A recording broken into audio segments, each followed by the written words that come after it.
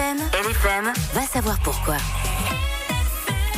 Sujet concernant dont on parle tout à l'heure avec la comédienne Gilliane Bussy. Elle en a fait un spectacle. Guillaume, tu t'es intéressé aujourd'hui à l'endométriose. Affection gynécologique fréquente et complexe qui toucherait plus d'une femme sur 10 en Suisse avec des symptômes variables. Certaines ne ressentent rien, en tout cas au départ. D'autres vivent un véritable cauchemar.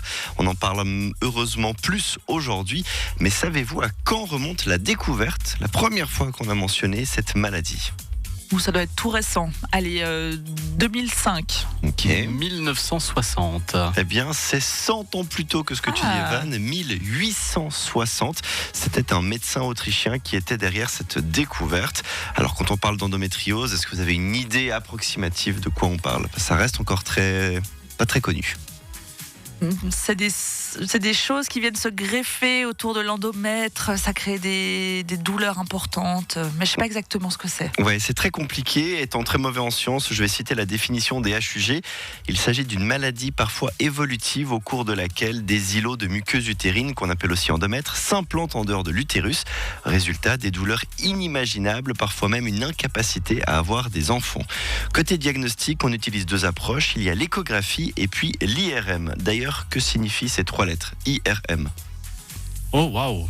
La question du lundi matin, pris à chaud. Imagerie médicale radioactive, quelque chose comme ça ? Ouais, alors il y avait imagerie à résonance magnétique. Voilà. En passant par ces deux étapes, selon le CHUV, on arrive généralement à poser un diagnostic.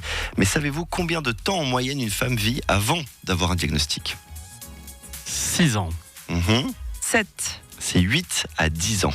Venons-en maintenant aux différents moyens de traiter l'endométriose. Il y a plusieurs pistes. Est-ce que vous arrivez à en imaginer une ou deux ? Des médicaments, j'imagine. Ouais, exactement. Oui, j'aurais pas mieux dit. C'est ça, la chirurgie aussi. Le chirurgien élimine soigneusement tous les foyers visibles d'endométriose sans laisser léser les tissus sains et les organes voisins.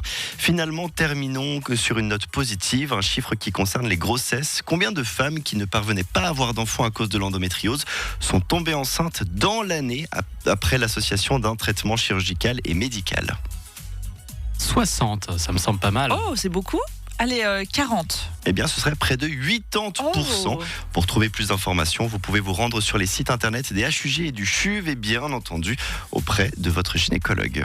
Endométriose, enchanté.